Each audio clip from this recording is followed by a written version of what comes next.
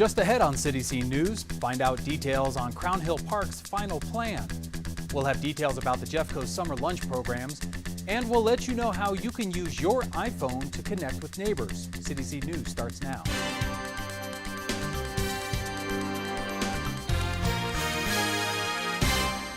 Hello, I'm Jonathan Kirsch with the latest Lakewood news and events.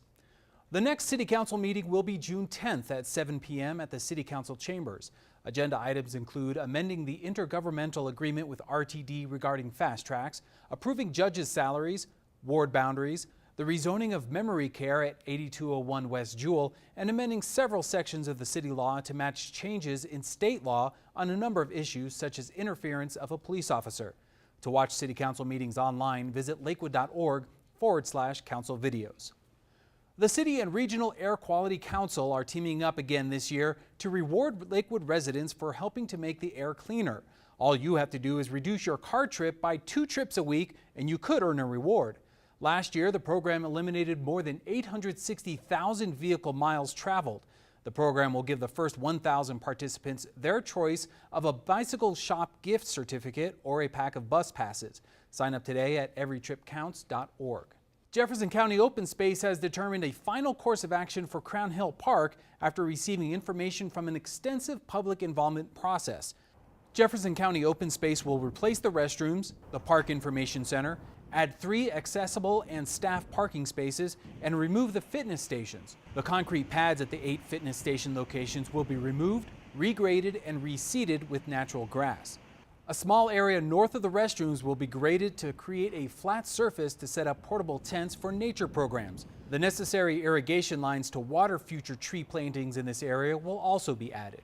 For more information about Crown Hill Park's final plan, visit jeffco.us/open space and click on Parks and Maps. It's tornado season and there are many steps we can all take to make sure we stay safe. When your area is under a tornado watch, be alert to changing weather conditions and listen to the National Oceanic and Atmospheric Administration weather radio, commercial radio, or television newscasts for the latest information. If you are under a tornado warning, seek shelter immediately. Most injuries associated with high winds are from flying debris, so remember to protect your head. Go to a pre-designated shelter area such as a safe room, basement, storm cellar, or the lowest building level. Put as many walls as possible between you and the outside. If there is no basement, go to the center of an interior room on the lowest level, away from corners, windows, doors, and outside walls. Get under a sturdy table and use your arms to protect your head and neck. After the storm has passed and before entering your home, be sure to take the following safety precautions. Check for loose power lines, gas leaks, and structural damage. Keep a battery-powered radio with you so you can listen for emergency updates and news reports. Use a battery-powered flashlight to inspect a damaged home, and if you have any doubts about safety, have your residence inspected by a qualified building inspector or structural engineer before entering. Visit ready.gov for a list of planning tools for businesses, schools, and homes and tips on what to do in an emergency. Lakewood Library will be having a Go Wild for Books event at 3:30 p.m. on Wednesday, June 12th. Children's songwriter and performer Mr. Shine performed songs, magic tricks, and a puppet show. For more information about events at Jefferson County Libraries, visit jefferson.lib.co.us. Jefferson County Public Schools Summer Food Service Program will be offering free lunch to children ages 1 to 18 years old through Friday, August 2nd at several Jeffco sites. Children do not have to be registered Jeffco Public School students, and there will not be a lunch provided at any location on Thursday, July 4th or Friday, July 5th in observance of the 4th of July holiday. The program helps provide students with the nutrition they need to learn, play, and grow during the summer when school is out of session. For a list of participating schools, dates, and times, visit jeffcopublicschools.org. Looking for a summer job? The City of Lakewood has 3 outdoor pools that will be opening this summer, and we need lifeguards for those pools. If you'd like to work outside and enjoy the summertime weather, visit lakewood.org/jobs and apply now. The Lakewood Heritage Center will serve our nation's service members this summer as a 2013 Blue Star Museum, offering free museum admission to active duty military personnel and their families. This summer, the importance of the military is highlighted through the museum's Victory Gardens, showing how communities have come together during conflicts and wars in support of the military. The Blue Star program is a collaboration among the National Endowment for the Arts, Blue Star Families, the Department of Defense, and more than 1,800 museums across America to offer free admission to museums from Memorial Day through Labor Day. The free admission program is available to any bearer of a Geneva Convention Common Access Card, a DD Form 1173 ID card, or a DD Form 1173I ID card, and up to 5 family members. This includes active duty Army, Navy, Air Force, Marines, and Coast Guard personnel, as well as members of the National Guard and Reserve, U.S. Public Health Service Commission Corps, and the National Oceanic and Atmospheric Administration Commission Corps. For more information, visit arts.gov/Blue Star Museums. The city of Lakewood is hosting one of the world's most significant glass artists for a special artist talk and book signing on Thursday, July 11th at the Lakewood Cultural Center. Narcissus Quagliata has drawn worldwide attention through his spectacular works in public places such as the Taiwan Dome of Light, the largest illuminated glass ceiling in the world. His work is included in many museum collections, including the Metropolitan Museum of Art in New York City, the Smithsonian Museum in Washington, D.C., the Modern Art Museum in Yokohama, Japan, and the Franz Mayer Museum in Mexico City.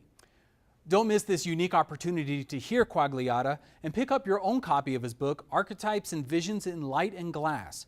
Tickets are just $10 and are available at 303-987-7845, lakewood.org/tickets, or the Lakewood Cultural Center box office. Residents across Lakewood can now use their iPhone to connect with their neighbors on Nextdoor.com, which is the first private social network used for fostering neighbor-to-neighbor communication and collaboration. You can learn more at lakewood.org/neighbors.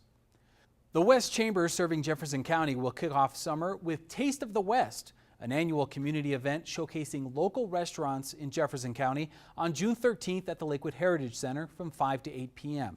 Be sure to come out and enjoy live entertainment all night, starting with a performance from Radio Disney from 5 to 6:30 p.m. The event will also include a silent auction to benefit the Youth Leadership Jefferson County program and more than 20 local food and beverage vendors providing samples all night. Tickets are on sale now and can be purchased by calling 303-233-5555 or online at lakewood.org/heritage center. For more information, including a complete listing of participating restaurants and caterers, visit westchamber.org/TOW. Join Bear Creek Lake Park for their Saturday night campfire programs all summer long.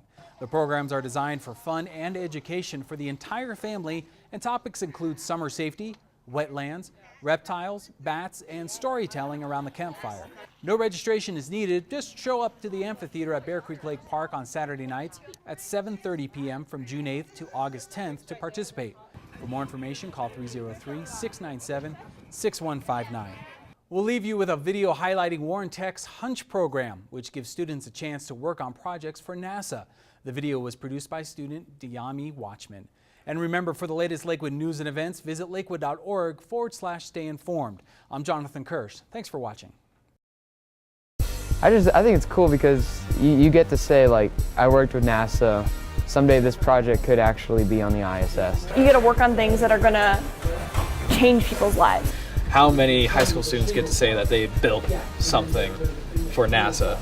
It's really cool because it's experiential. You actually get out there and not just absorb knowledge, but you actually get to practice knowledge. The best thing about it is that this is real life. You can't get any more real than this.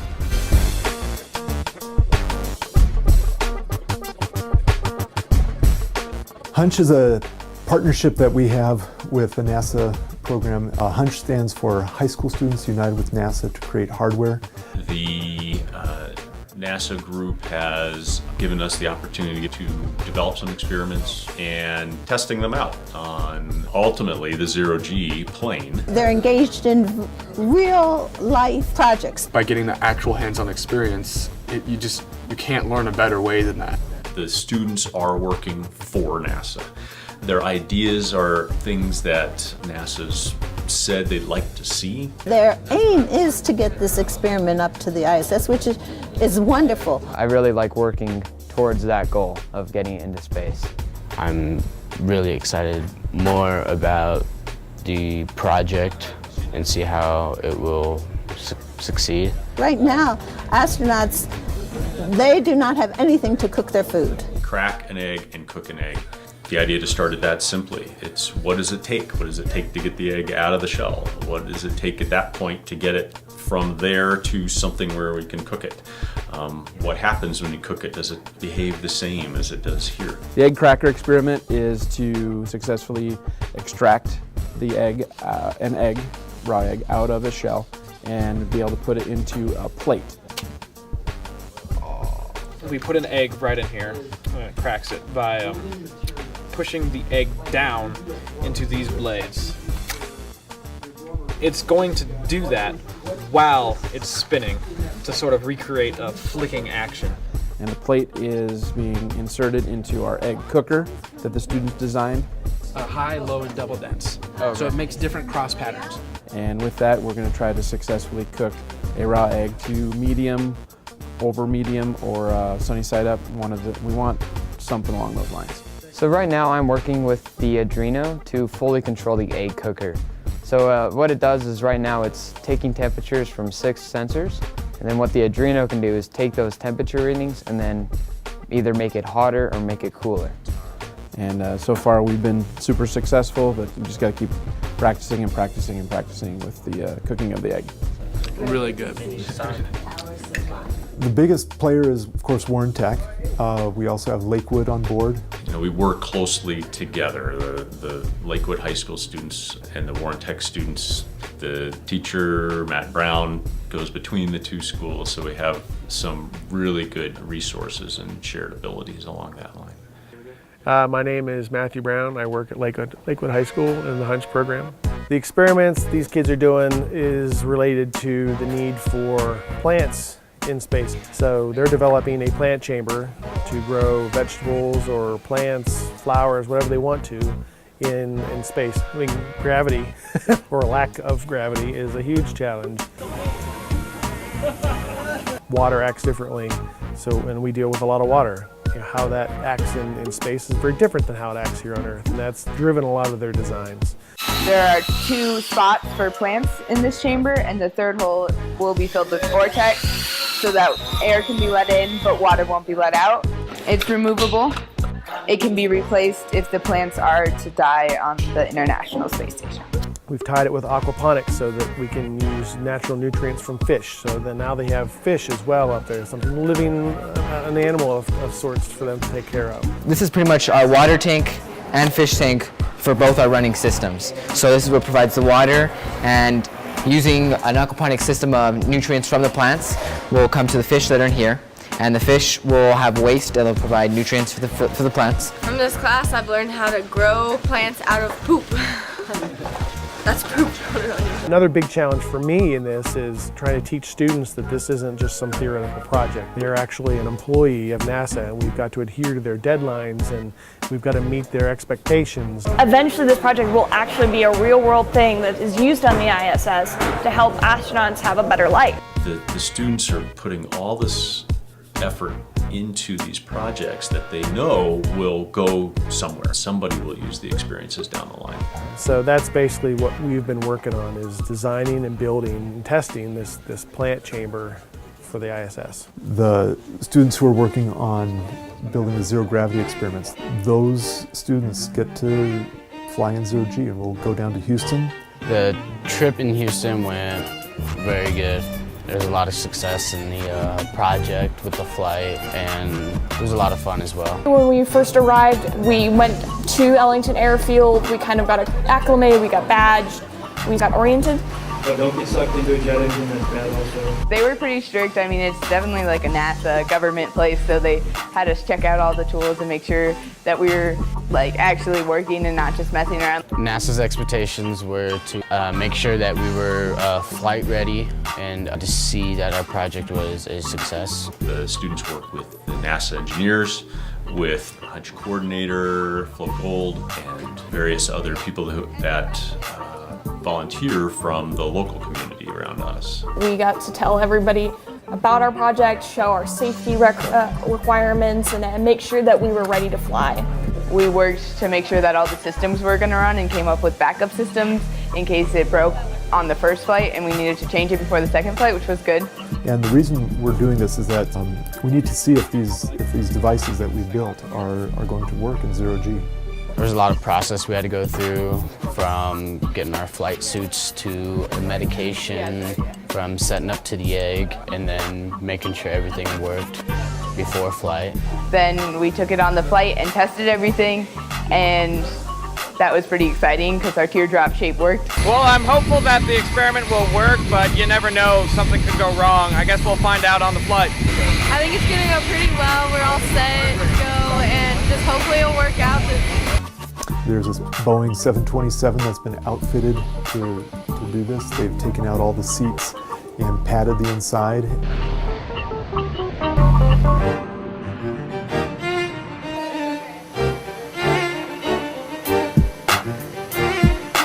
And then the plane flies out over the Gulf of Mexico, and they do 30 parabolas like this.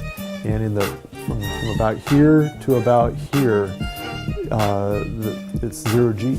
0G, it was amazing, honestly. Being weightless, you get that sense of flying, and you know, if you're flying, you feel free.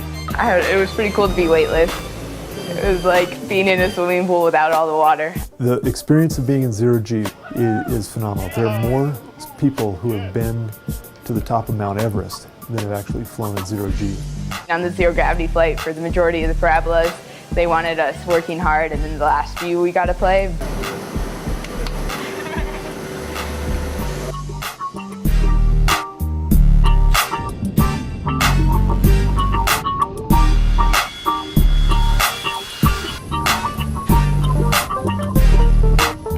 The flight went well. Zero gravity was definitely a big factor in the project. Overall, the fact that we cooked 2 eggs, the first group to ever do that, and zero gravity, we consider our project this year was a success. The experiment turned out really well. We were able to cook 2 eggs and also crack 4 eggs in zero gravity successfully. This is the first year we got to see the fish tank work, so I think it was a huge success to get everything working, and we made people notice us because our project really stood out. The students are amazing.